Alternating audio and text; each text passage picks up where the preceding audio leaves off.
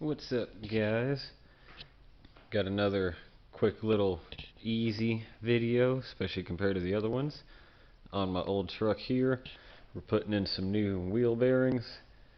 Gonna pull the hubs off, see if there isn't some way I can figure out how to push the old races out with our press over here, and that would be really cool. Because that's about the only difficult part to that situation is pushing the old races out.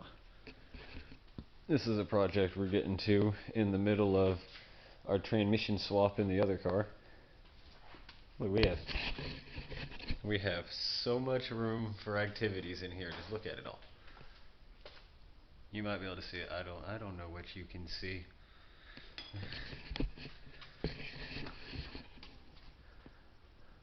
There's a lot of stuff in here.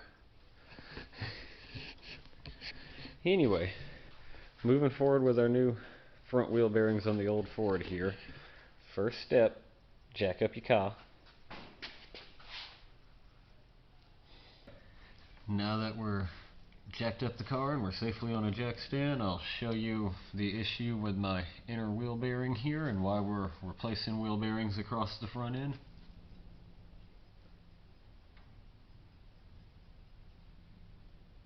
You may have been able to see that little wiggle. Got the same thing on both sides, just because their old wheel bearings have been in it like 7-8 years. Just reused on them when we did the repair. Not near as severe as my kingpin bushing slock was, but we're just gonna take care of that today. Now, look at him, he's got both hands, oh my. Now we're gonna remove our brake caliper.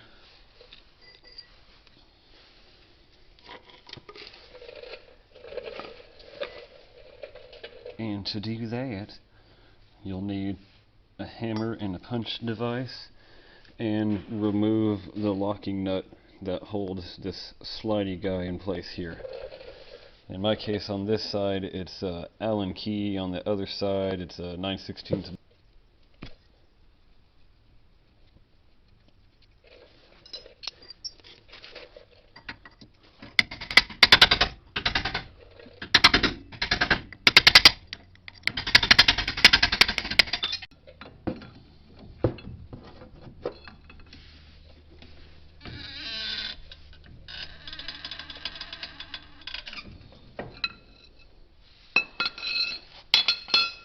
Right there, I just pried the caliper towards us to depress the piston in there, and that makes it much easier to remove the caliper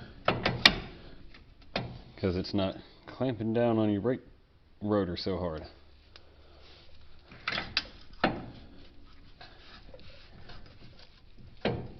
Here we go. You don't want to hang that on the brake line. They don't appreciate that too much.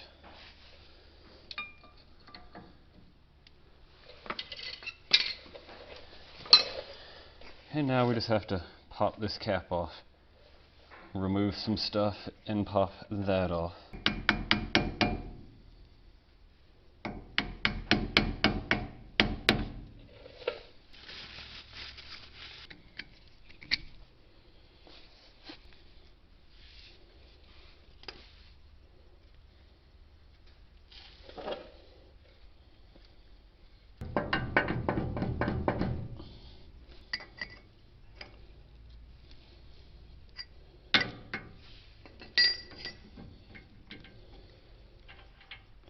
And here's our outer bearing.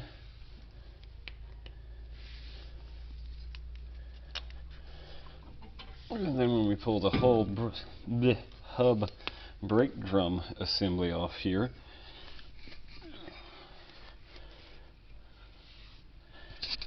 right inside there is the dust seal and the inner bearing.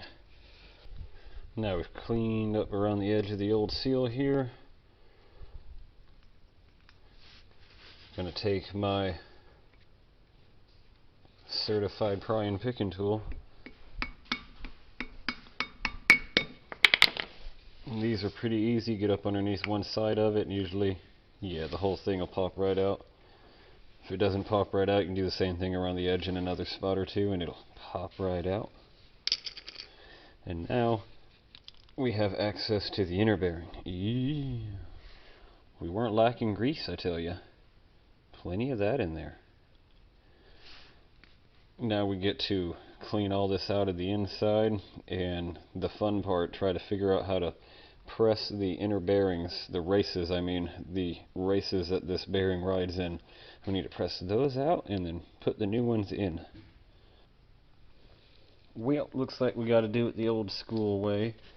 It looks like if I had the right size pipe, I could press the outer bearing race out with the press, but you couldn't really do anything with the inner.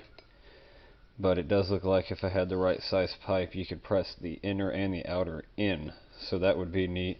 I'll have to get that sorted, and that'll make this job really handy on the press.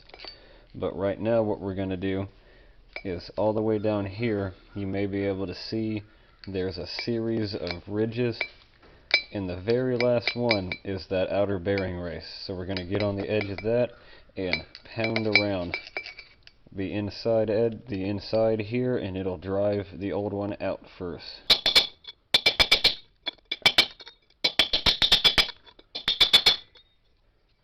There we go. Now we're hitting the floor with it. If you'll see, not quite loose yet, I have to hit it again, but we pushed the bearing race all the way out to where it was contacting the floor. Yep.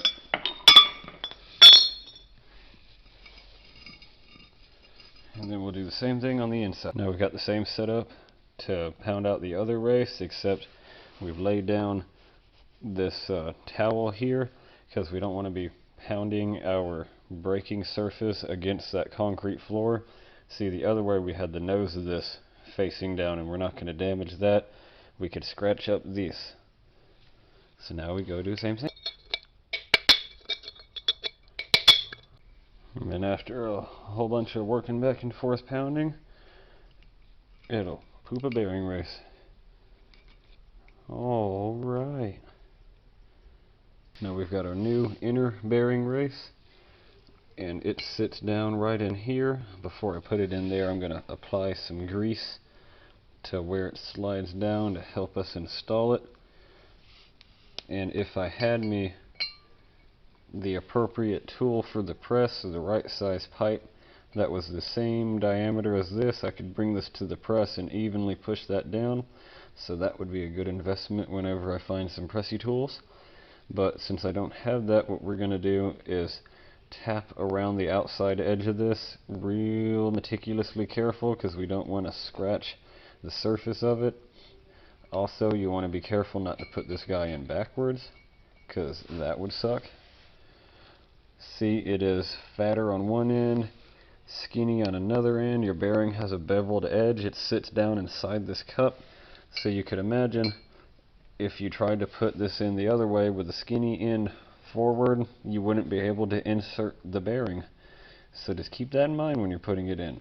Because if you put it in backwards and you try to drive it back out, you're most definitely going to destroy the bearing race, and you need to go get new bearings.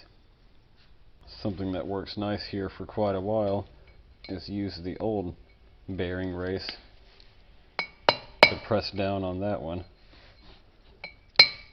But once you get so far down, you'll want to stop doing that, because you'll start pressing this into space behind it. Then after I drove that down so far that I was starting to put the old bearing race into this hole, you may be able to see there's maybe a 1/4 inch, 3/16 left over of this bore that it slides into. When this thing started going down to the point it was slipping into that bore, I popped it back out of the way, and then real carefully went back and forth around the edge over and over and over again for 20 minutes or so, and evenly pushed that guy all the way down. And it has a ridge that it sits flat against all the way around in here. And you'll see when you start getting it down all the way, the grease that you use to aid in getting it to slide down will start squishing out all around the edge. And you can take your fingernail in here right behind the bearing race, and if you can get your nail to slip in, or get, a little piece of something or whatever, if you can feel a spot where you can slip under, the bearing race and that ridge behind it, then you need to tap down more there because it needs to be sat flush all the way around. Now we'll come over here to our new parts. Open up one of the new outer guys.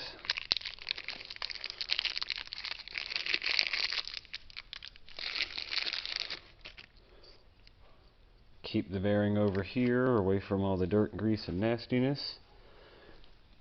And then here's our new outer bearing race. Same thing, don't put it in backwards. We'll put some grease in there and start repeating the process with this guy.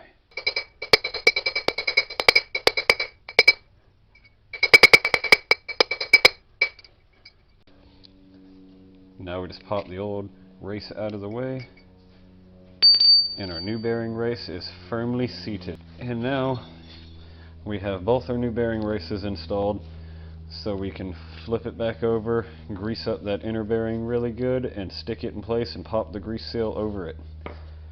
Then we're ready to grease up the front bearing real good and set it back on the spindle. Now for the messy part. Well, I guess it's all the messy part, really.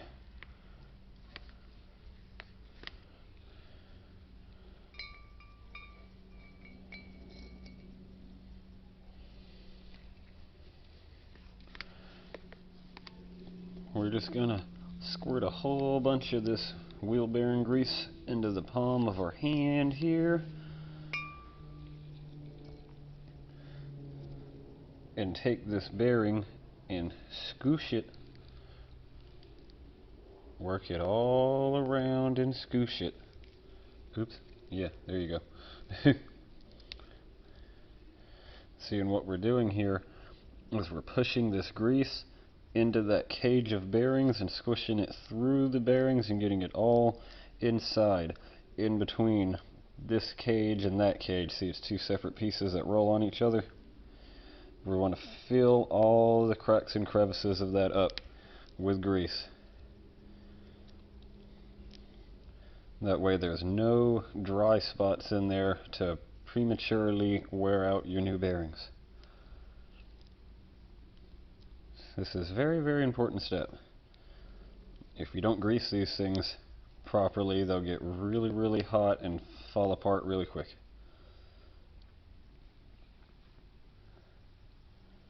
Now we can set it down in its spot and give it some spins and really work that grease into those rollers.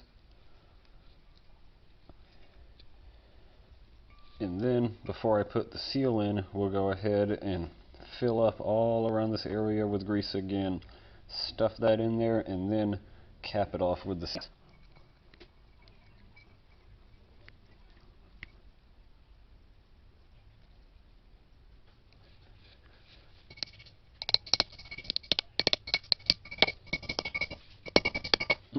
Now,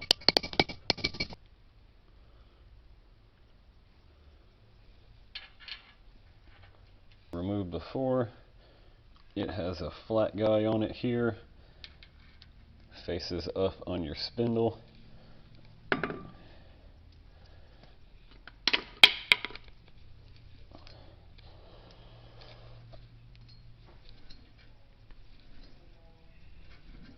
There we go. You can give that a spin and push forward, and you'll get everybody to seat in. Well, it's not seated yet, but you get everybody to move inward. And then you can come back, put the nut back on it.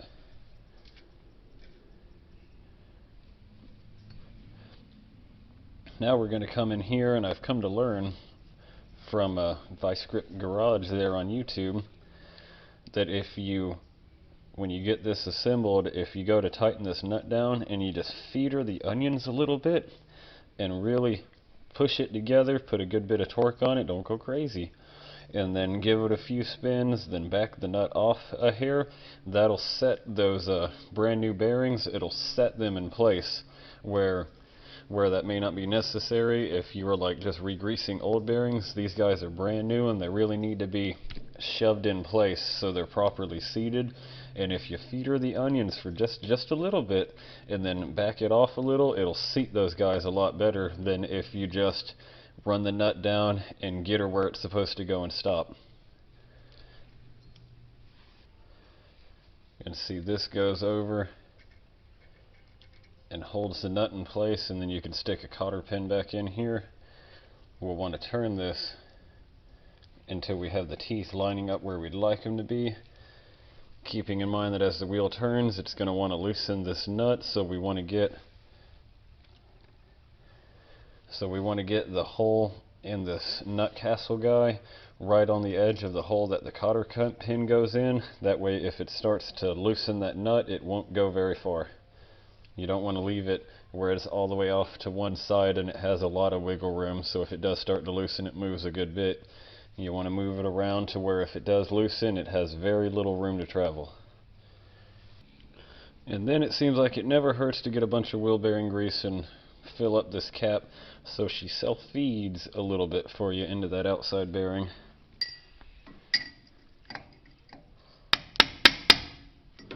Now we'll pound this cap back on.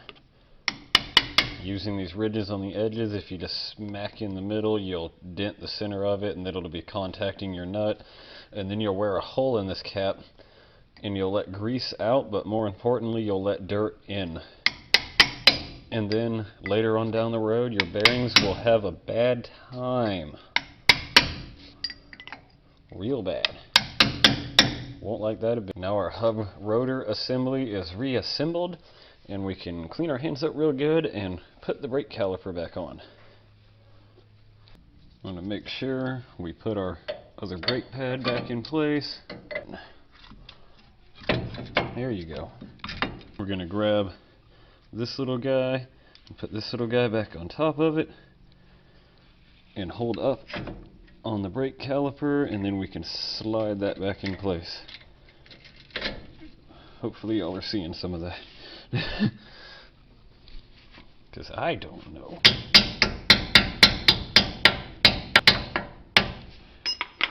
Slide that back right till it lines up with that hole over there, and then we can reinstall our lock bolt.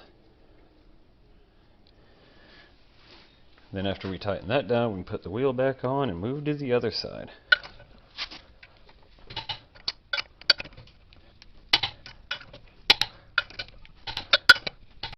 I just saved y'all the time and I fixed up the other side without you. If you're curious, same thing we just did here, I did over there. So that about wraps up this video. Thanks for watching. Have a wonderful day. Comment, like, subscribe, all that stuff. And yeah, we'll see you next time. Oh boys, look at me lights.